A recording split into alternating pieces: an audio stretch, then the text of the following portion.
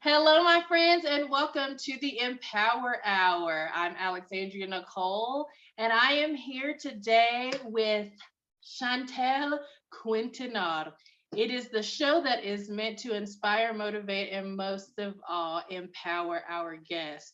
So, thank you so much for watching and welcome to the Empower Hour. So, Shantell is a realtor with the Alexander Company.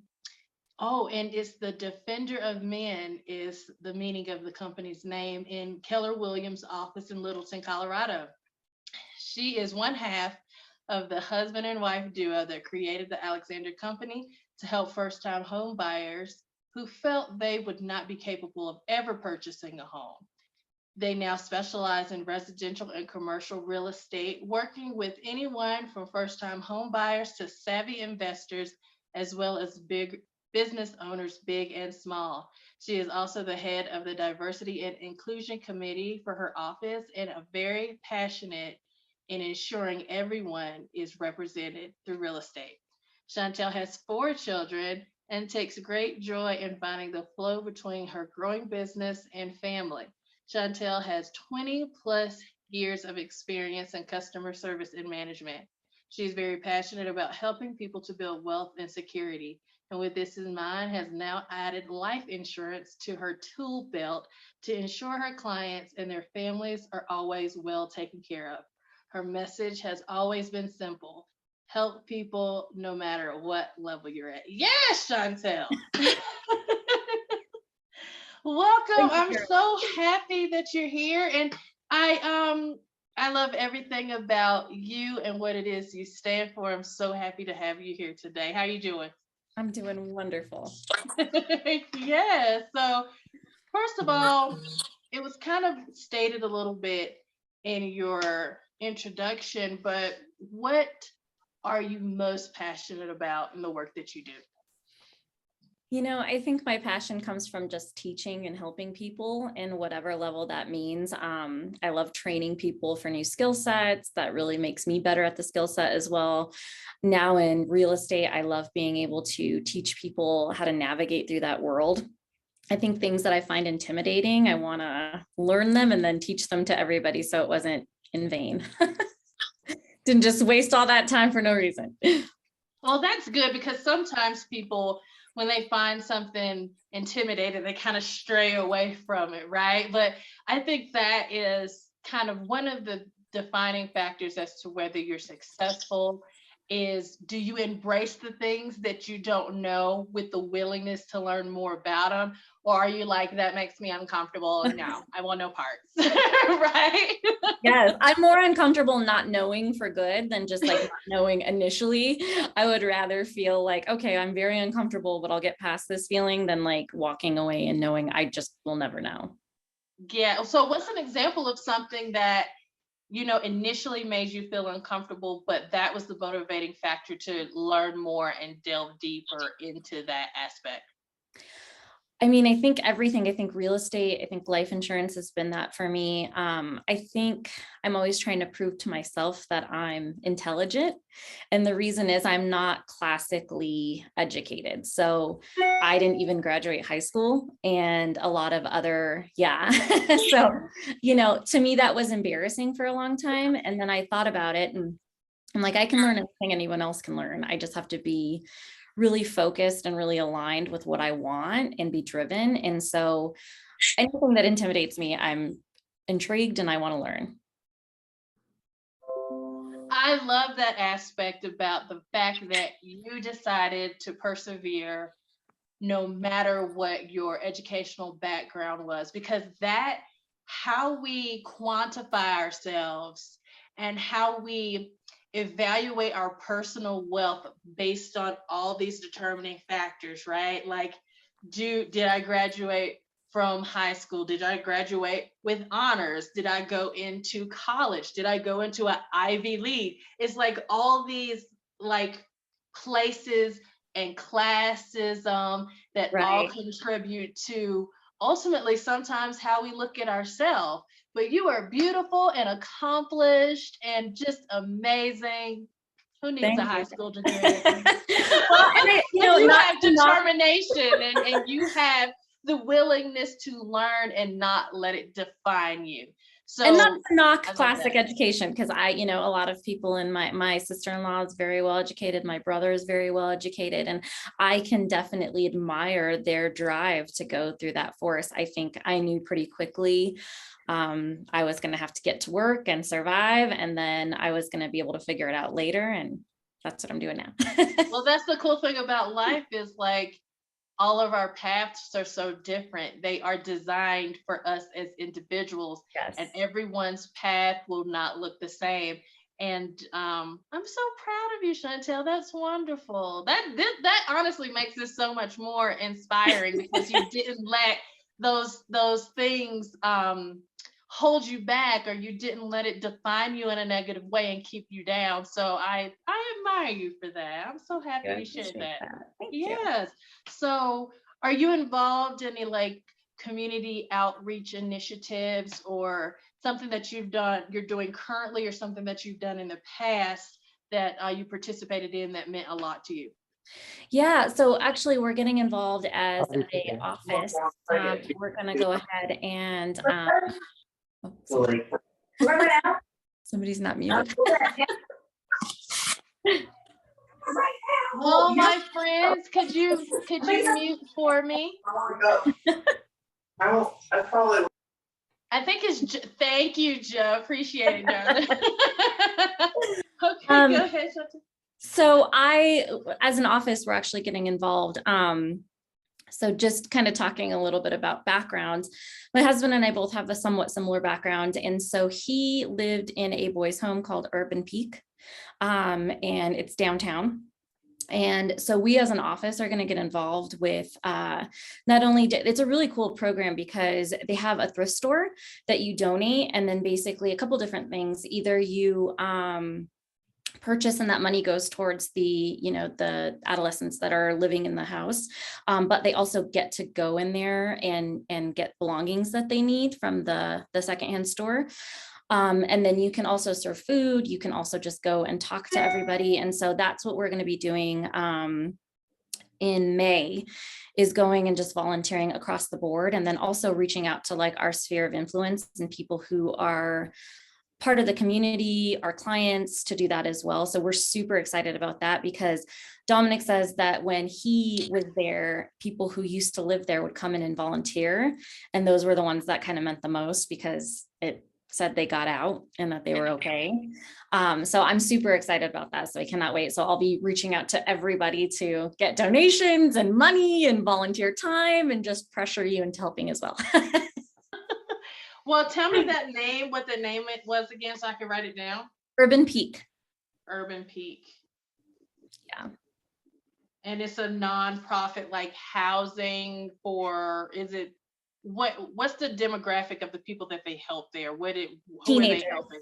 Okay, Homeless teenagers. teenagers. And they help with just securing future housing. So ideally, it's a program to utilize to get to the next step. So they help across the board, and they need funding across the board and volunteers. And so we're super excited about that. Oh my gosh, that's wonderful. Thank you for telling me about that, because I'd like to help in any way that I can. That's awesome. Awesome. So this is a loaded question. What is it that inspires you? What used to inspire me was failure. I really just didn't want to fail in any sense. And so, when you talk about like disadvantages, I always tried to figure out how I would leverage that into an advantage. Now what inspires me is my family and my kids. I never thought like a 4-year-old and a 5-year-old would be my role models, but they really are. Like, all my kids are just awesome and they're powerful. And so it inspires me to be fearless, because I think when you're young, you're fearless, and then the world gets involved and you get complexes and self-consciousness and all of that stuff. So my kids are so inspiring to me, and I cannot fail on a further level because of them. So do you think that having children and wanting to provide a certain lifestyle and wanting to set an example is the aspect of your motherhood, that's the thing that inspires you in your journey? Absolutely. And now I'm starting to like fear course correction as well, because I definitely don't want them to struggle in any way the way I did. I also don't want them to be those kids that like have everything, don't have to catch their own fish.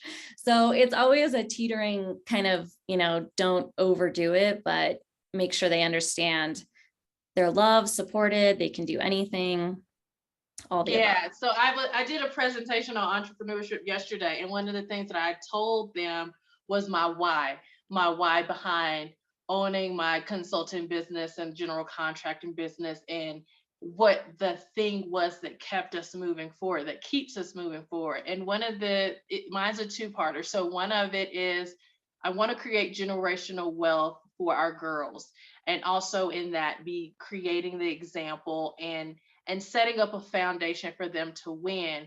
Because I feel like a lot of times when we operate from a place of desperation, we don't make the best choices. So I'm with you in that aspect of wanting to set them up for success, but not baby feeding them to the point that they are not self-sufficient. So it's like this crazy balance that you have to figure out to make sure it's just enough to where they can still Right. survive on their own, right?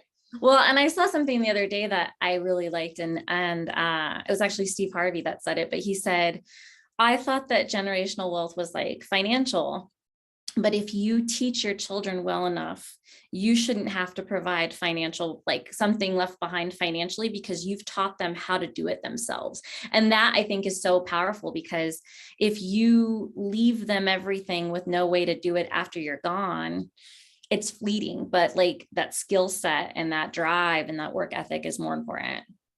Oh, that's good.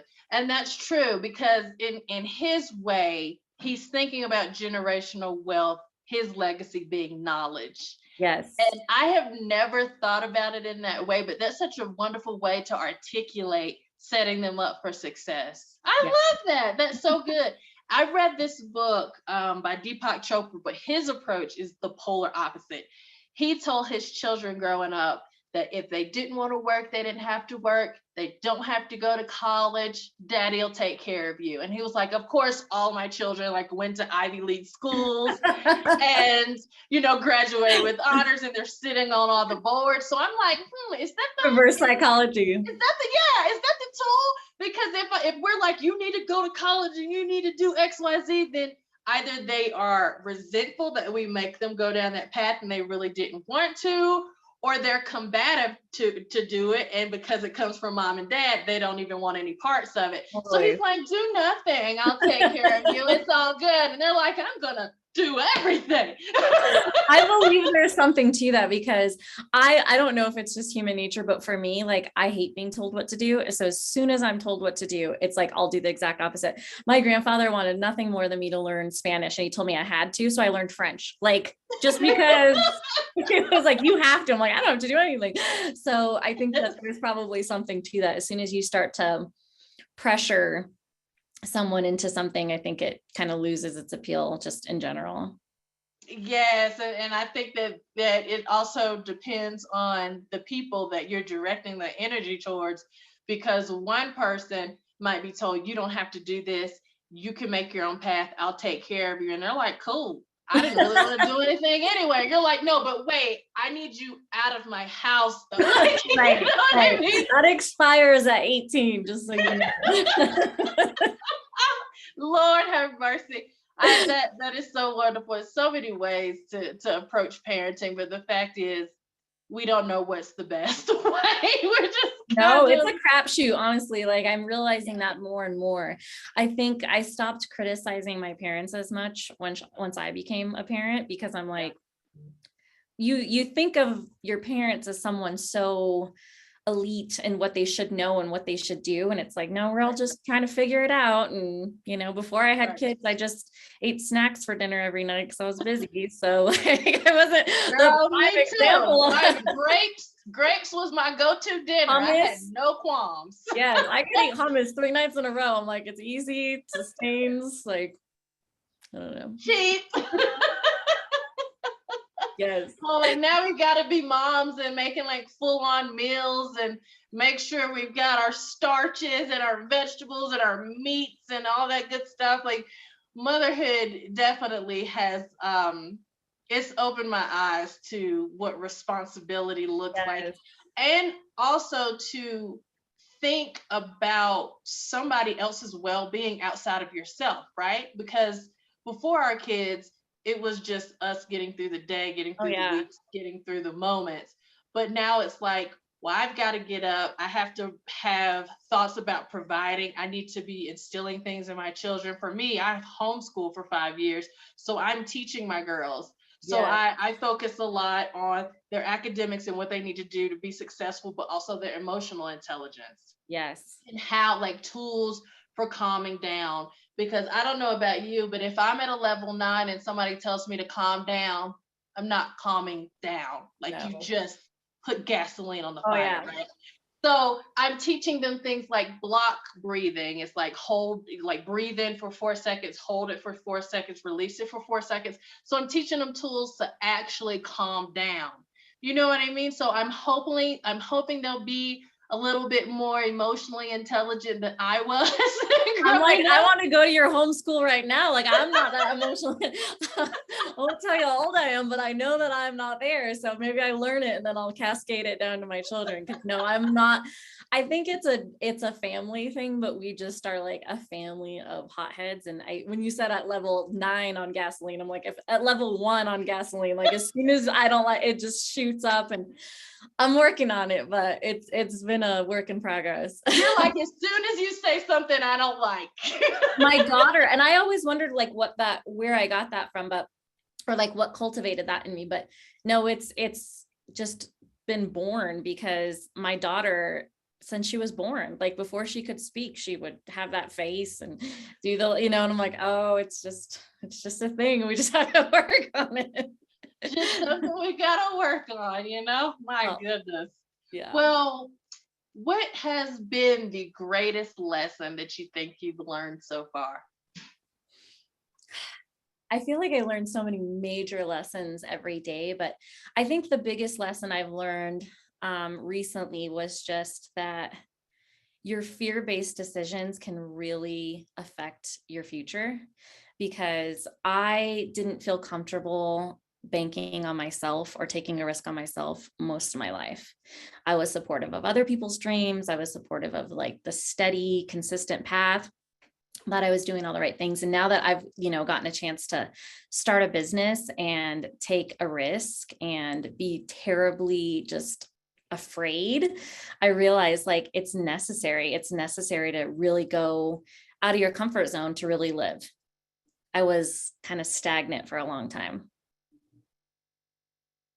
So what do you think was the determining factor, like that pivotal moment where you decided that you weren't going to live in fear anymore and that you were going to bet on yourself? And did you bet on yourself before you felt like you were ready? Like you know Oh what yeah. I mean?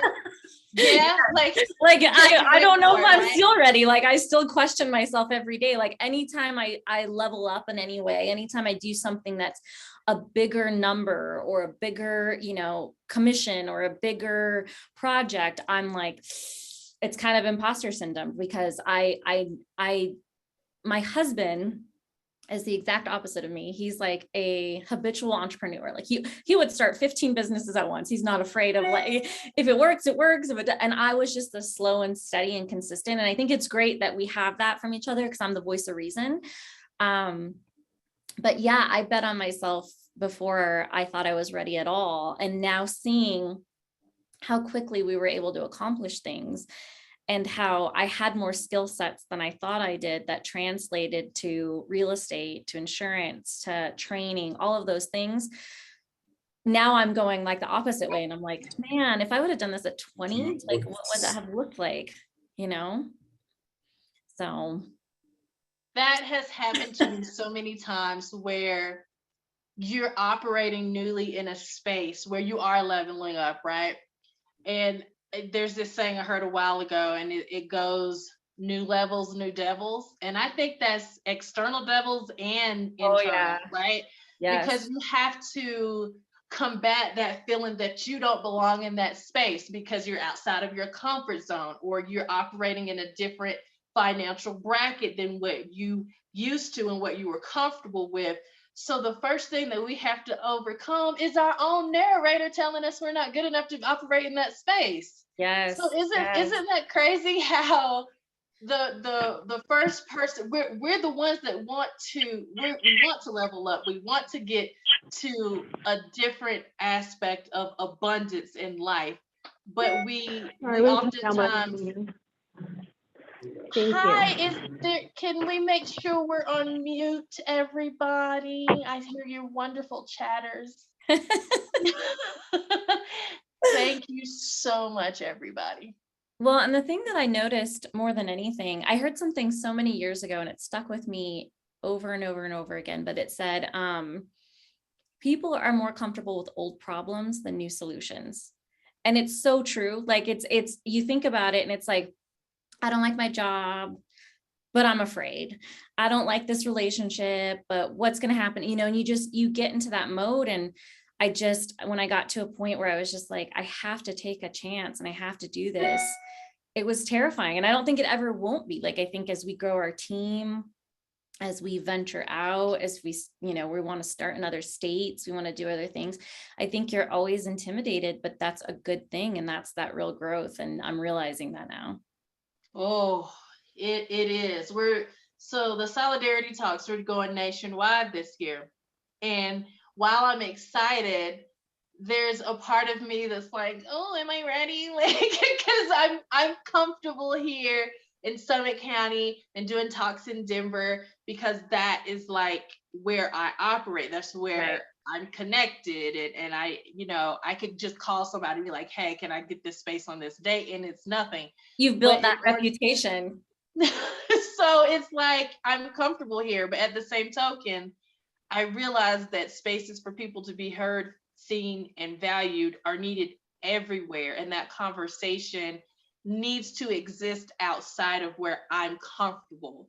So every time I call a state or a chamber of commerce at a specific place, I have to do that internal work of, I'm going to talk to who I need to talk to. It's going to resonate with them, the conversation. I got this. Yes. Like, you know what I mean? Like I have to be my own cheerleader.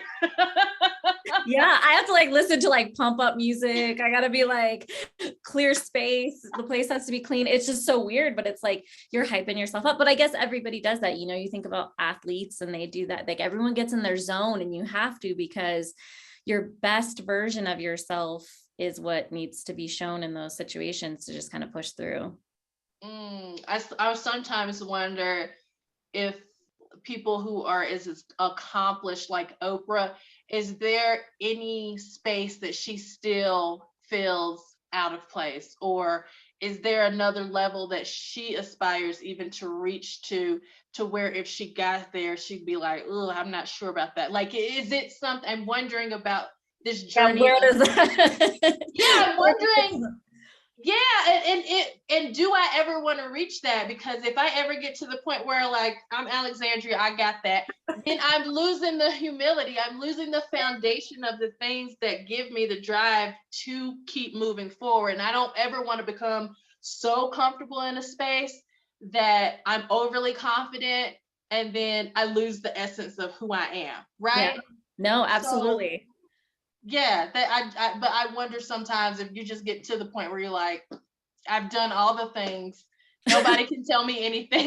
Right. Yeah, I can buy everything. Yes, come to my private jet. I care not what you say. I know. Well, and I think that it's funny that you say that, because I was thinking that today. I was just thinking about like, that's the exciting part, right? Is like when you nail that call, or when you close that deal, or when you do that each time, it's like such a major high.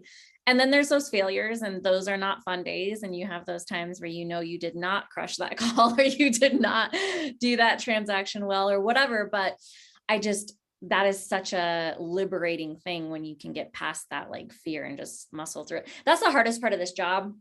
I think people talk all the time about like, how did you guys grow your business so fast? And how did you do all these things? And I'm like, you're not going to like the answer. Like there's no secret weapon. I have no tricks up my sleeve for you. Like it's hard work. It's people being rude. It's, disappointments. It's stress. It's a lot of different things that you just push through. Yes, that's so true. And I love it when this happens, when somebody says something and it segues directly into the next question. So what is your perspective on failure? I hate it.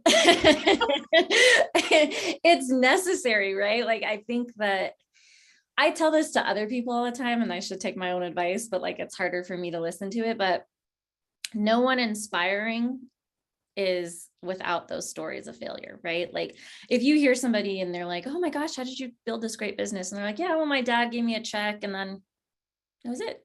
That's not inspiring. It's really when you start to hear people's like real hardships and real failures and real disappointments. And I mean, it doesn't even have to be business wise. It's just like you hear these people that go through things and they overcome it, and they're an inspiration to so many people because you put yourself in the perspective of like, that's real success. Real success is pushing through the failure. It's not just having an easy road. So as much as I hate it, because I really do, like, I take it personally, anything that doesn't go right.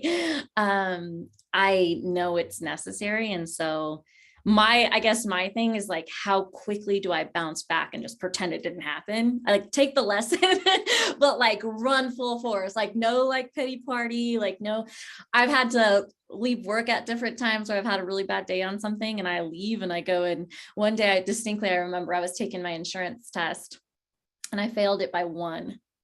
And I was just so upset. So I left work. I went to Wendy's. I bought like it was a burger that looked like this. I don't know what it's called, but it should be illegal. I like shoved it in my face and I went home and took a nap till I had to go get my kids. And that was like my moment of pity. And then I went home and I woke up and I was like, okay, this is it. Like, I just have to move on from that. I can't talk about it anymore. It's done.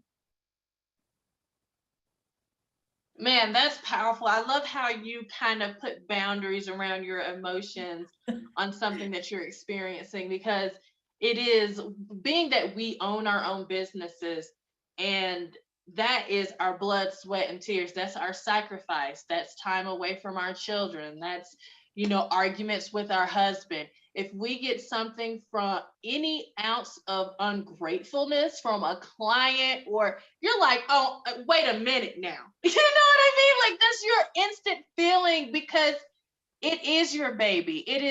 It's another extension of you. So it takes so much intentional energy to not take it personally. Yes. And I'm looking forward to the day where I don't take my stuff personally anymore. But I still very much so operate in that realm. If somebody, I only want good testimonials. I don't want I don't want to hear about bad experiences, but I know that they are necessary to the journey, and there's always room for improvement, right? So I think my relationship with failure is, I know, like you said, I know it's necessary, but you have to learn from it and grow and move forward. And mistakes are there to teach us that this is not how you operate doing this. That was a mistake. Yep. Let's not do this again. And since I don't like making the same mistakes over and over, I'd rather just take the lesson, have my moment of being upset with it, and moving forward. Yeah. And I used to tell a lot of the people I trained and a lot of my team, when they would say they didn't like something, I'm like, it's because you're not good at it yet. I used to say that about things all the time. And so I think that's where I kind of got into the mindset of like, when I don't know something, when I'm not good at it, instead of running away from it, which can consume you, and then you always have to avoid it. It's like, how do you break it down, and how do you be so terrible at it that you can do nothing but get better? Like, how do you just like lean into how awful you are? And so as intimidating as that always is for me, like, I genuinely do. We do a lot of like script practice and different things like that to just be able to like overcome people's objections or like talk about things. And people are like, I hate script practice. And I'm like, everybody hates script practice. But once you get good at it, it's just practicing your skills. It's about being a professional and being able to talk to people and not get flubbed up by a question or whatever the case may be. But yeah, anytime I feel like I'm failing on something, I usually try to dissect it and figure out how I'm not going to fail at it for a long period of time.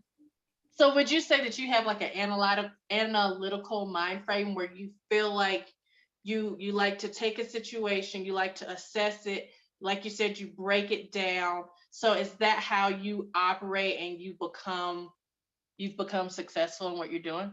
Yeah, I don't know if like analytical would be like the right word, just because I don't think that I like give it enough time. Like, so my husband's analytical, like he will break down things to us. I mean, he goes down the rabbit hole. He will look at I think we talked about this, like just all the research and all the things. I'm more like, how do I figure out how to bounce back from this as quickly as possible with as little dings and dents as I possibly can. Like I'm a fast, like we did when you do your real estate classes, you can take up to a year to do them. And so the shortest you can do it is in 6 weeks. So of course, like 6 weeks was the timeline. I went and made sure I took the test and I had to pass the first time. And so like, I'm just all about like, if the hard work has to be up front, that's okay. Like if I have to just like eat, breathe, sleep this thing in order to overcome it, as long as it means it's a shorter time period for me, like I'll do it all day. You like to just like get it, you like to be efficient. Oh yeah. Get it done. I want to like never think of it. And I did it. As soon as I passed my real estate test, I was like, books in the trash. Like I was done with it. Yeah, I was over it. I never looked at them again because I was just like, I'm on to my next. I don't know if that's a good thing. Like no one take that as real advice because I don't know if it's a good thing. I don't know if that works for everybody. No, I'm not like endorsing that. I'm just saying it's how I do it. So how long was it before you sold your first house? What was that, or what does that turnaround look like after you get your license? Do you have to like shadow somebody, or can you go right in and acquire clients? Like, what is that process? I think that's the hardest thing usually for people to wrap around, like what the process is. The process is kind of whatever you want it to be, but it's really about, you're an entrepreneur. Like you work for a brokerage because it's kind of the way you have to do it when you first get into real estate. But unless you join a team, which is like you pay out usually a higher commission to have someone kind of feed you leads. Maybe they give you a specific role. So maybe you're a buyer's agent, maybe you're a listing agent, whatever the case may be, you have that protected kind of job. But if you are choosing to get into real estate and you don't join a team and you don't want to, give up that additional commission, you're on your own for the most part. I joke with people all the time. I'm like, it's not like orientating at Chili's. Like you're not going to have somebody like teach you the way. You're just, you'll have some guidelines, you'll have some things. But so we, to go a household of 6 and to both go into a commission-based industry and feel terrified because we don't know if it was going to work. We said we had no exit strategy, but we had an exit strategy because we were like, if 3 months hits and we haven't sold anything and we haven't made any money, then we have to figure out, like, one of us goes and gets a real job, both of us go and get a real job. But we did treat it like a real job. Like we showed up every day, we did our work, we, networked with our sphere, we did everything we needed to do. And I think I think what people find the hardest in these kind of industries is like, you're your own boss. So that can be a good or a bad thing. Like no one's going to tell you to come to work. You can take off as many days as you want. You just won't get paid. So you'll kind of fire yourself. But the other thing is like the mundane tasks are the hardest. Like people want to spend a bunch of money on their marketing and they want to do all these, grand things. And it's like the simple stuff is what gets it done. Like you call people, you remind them you're in real estate, you help them, you give them advice, you really assess things on a simple level. And so the reason we were successful quickly is because we kept it so simple. Like we didn't spend money on anything. We just got on the phone every day. We worked a full work day and it slowly started to snowball into and like you said, like your reputation is huge. And so we took that really seriously. And then that turned into referrals and it turned into, building a network.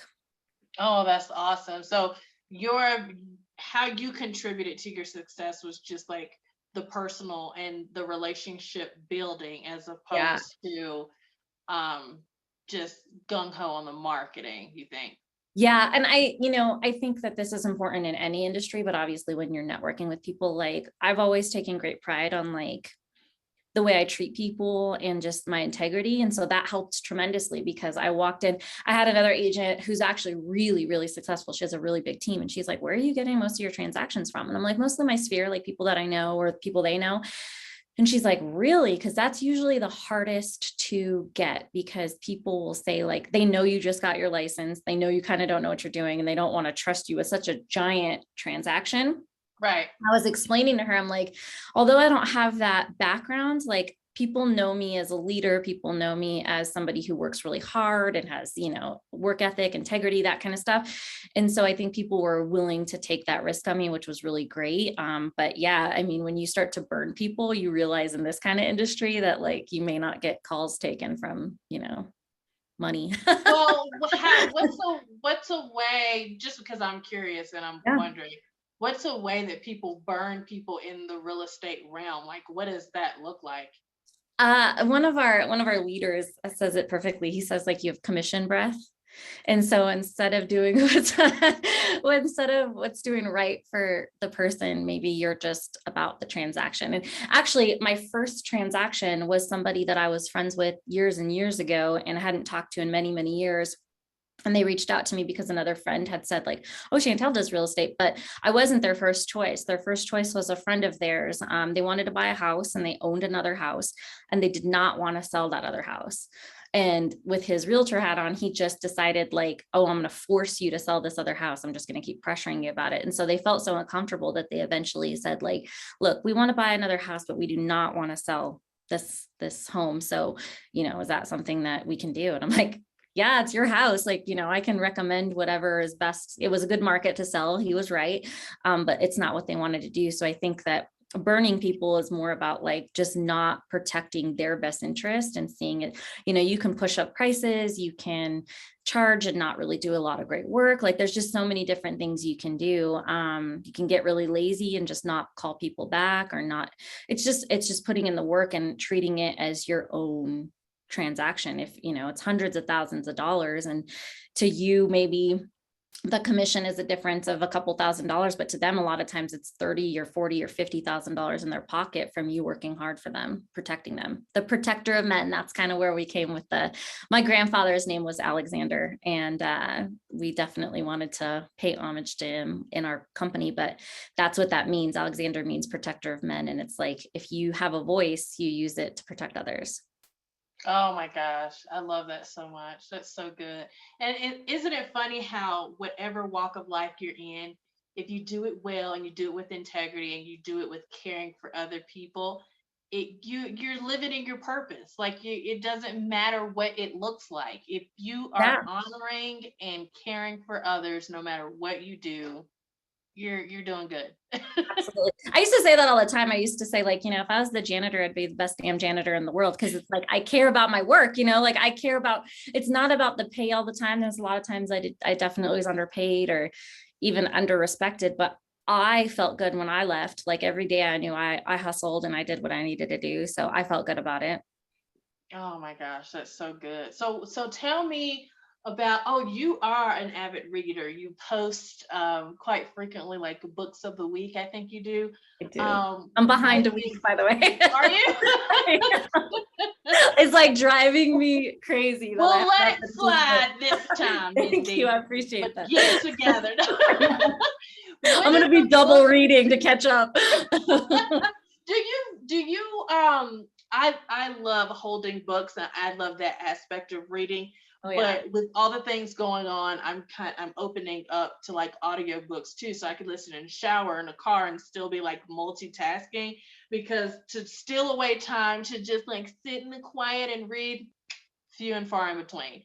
So do you enjoy reading? Do you enjoy holding the book, or do you also do audio? You do? Yeah. I really Something don't about do it. audio very often. I've gotten a couple good audiobooks that I'm going to listen to. I do like the idea because I'm a multitasker in everything I do. There is never a time where it's like killing me to just sit here and because I'm always like, but I just always do that. So I do like that aspect of it, but there's something about like a book and seeing your progress and seeing those pages dwindle down and and everyone laughs at me about this, so it's probably TMI, but like, because I'm a mom and I don't really have a lot of time, it's like when I'm running to go pee, I'm reading a few pages, like so it's usually, or I'm taking a bath or whatever the case may be. So I have I'm usually simultaneously reading books.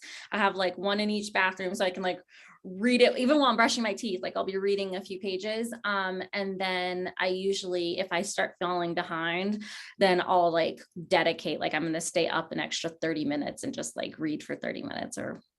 Oh, so you have like incorporated reading into your self-care. Yeah, for sure. Oh, that's very cool. That's very cool. But I love love that. a book. What'd you say? I just do love a real book. I just love the feeling. And I like feel like it's also like a sense of accomplishment for me for some reason. I know no one else cares, but like I see the book then and it's like there. And my husband, it was funny when we were first dating, I had this big bookshelf and he was like, those are a lot of books. And I'm like, yeah. And he's like, did you read all of those? And I'm like, yes. And he was dumbfounded by that. And I was like, why is that so weird? Like, he was like, I don't think I've read a book since high school. And now he's changed tremendously. Like he actually reads really often. He does a lot of audiobooks. He loves podcasts, he loves audiobooks, but I like the old school. I have an old school paper planner. I'm like, me too. Yes. There's something about writing it down. Crossing it, highlighting. Yeah, like if I log things into my phone so that I get the alarm from it, but I have to write it down so that I can open it up and see what my month is looking like, see what my week is looking like. I don't think I'd ever be that person that goes full digital where I'm just like everything on the laptop or the phone or whatever. Like I have to write it down. Like you become one with it when you write it, you know? I agree. And it's like, I just feel, I mean, I guess you could say the same about a book. I'm just making excuses, but like, I just feel like if your computer crashes, if your phone gets broken, like, you know, to me, it's just like that. I don't know. I feel more secure with it. I'm a creature of habit and I'm old school. Yeah, it took a lot for me to get to even putting things in my phone calendar for the reminders, but I was like, oh, I like this, because a lot of times I'll have a phone meeting and I'm doing something else and it's like, you have a meeting in 30 minutes. I was like, oh God, I would have totally missed that. Yeah, you lost that wasn't on my phone as a reminder. But so do you have a favorite book, or do you just have like your top three? Since I know you read so much, I'll give you top three. I'll say that the last couple of books I've read, my favorite out of the last few I've read. So the one I'm reading right now, I really like only because of its content, and it says how to make your child a money genius, even if you're not. And so I like that one because it covers all the age groups, which we have kids in all age groups. So we have 4-year-old, 5-year-old, 14-year-old, 19-year-old. So it's the range. And so it gives you ideas for all of them. So even if you start later in the process, because we knew nothing like many years ago and now we're learning, it gives you that. So I really like that. I loved Tribal Leadership.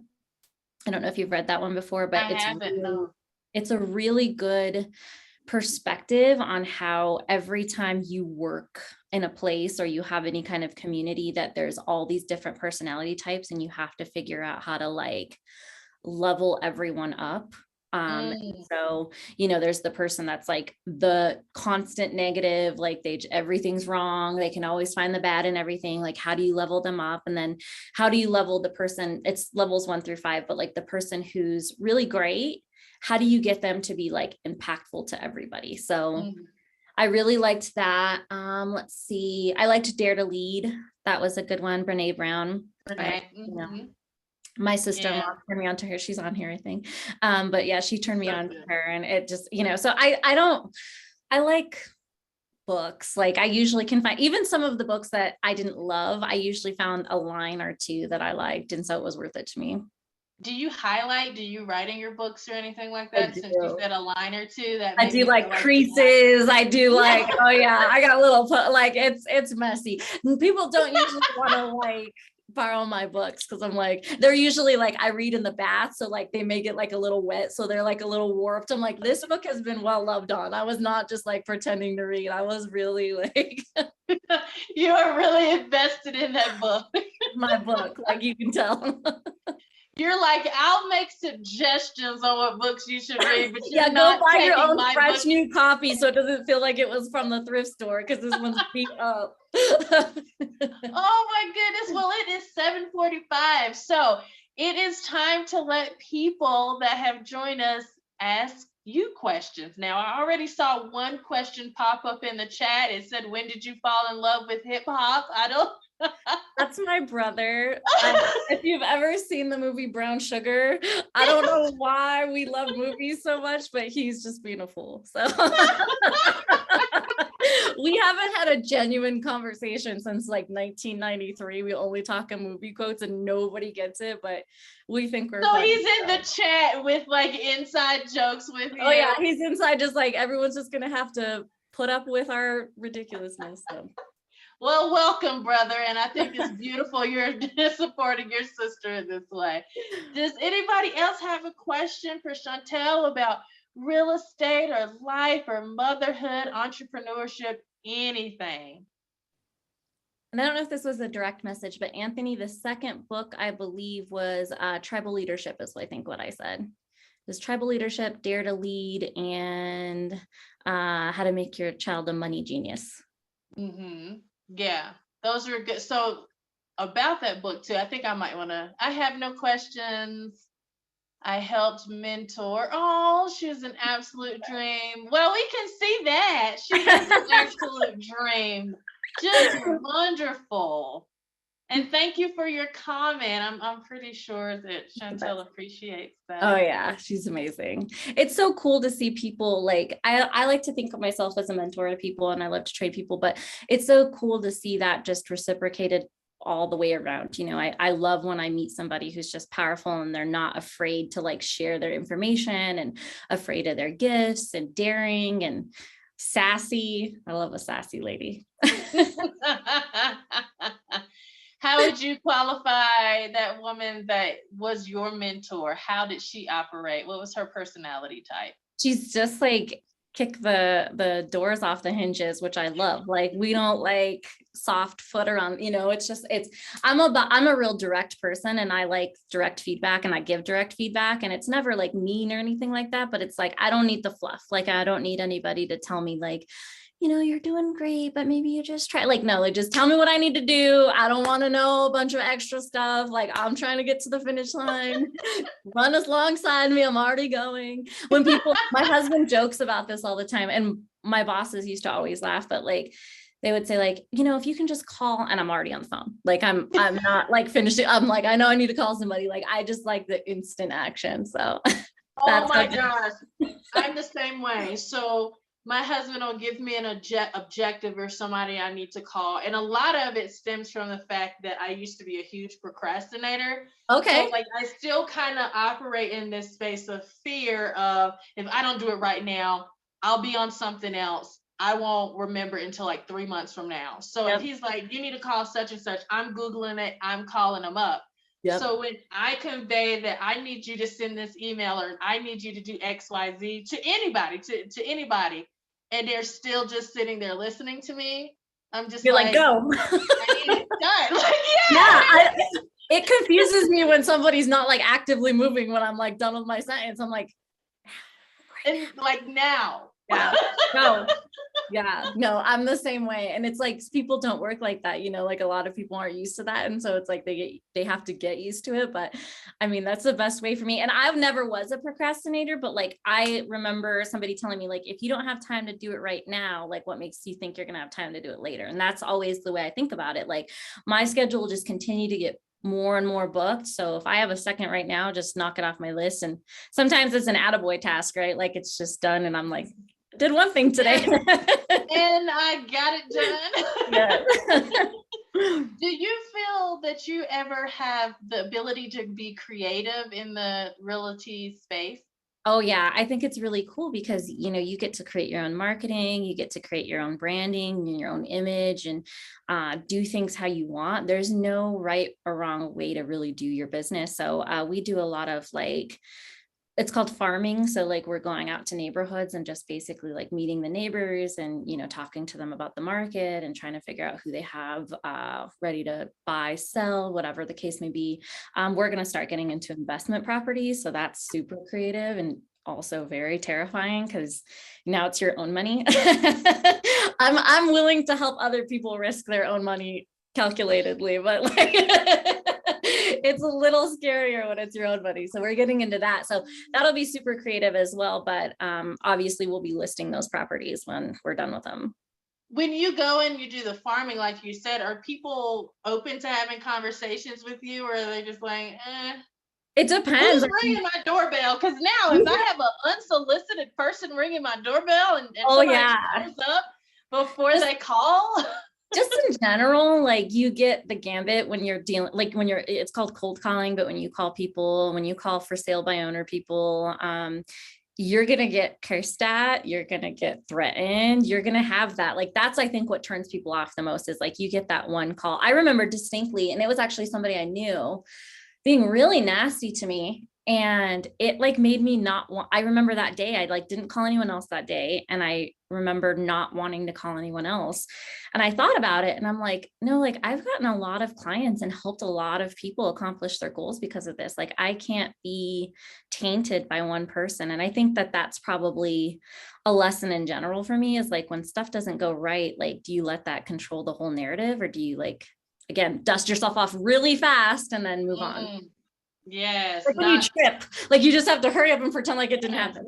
Not letting that defeat you. Yeah, you had your moment with it and you released it and you moved on and you didn't let that define whether you were gonna keep moving forward. I just love that. That's so good. And I don't think happy people act like that. And I always remind myself of that, like that you have to kind of feel empathy because usually when people are super aggressive for no reason, it probably means they're struggling some way. And I think we've all been there where you're just like, everything's annoying and somebody being happy is annoying and somebody wanting to be helpful is annoying and all the above. So I think, yeah, you have to like take it with a grain of salt. That's like, that's more about them than me.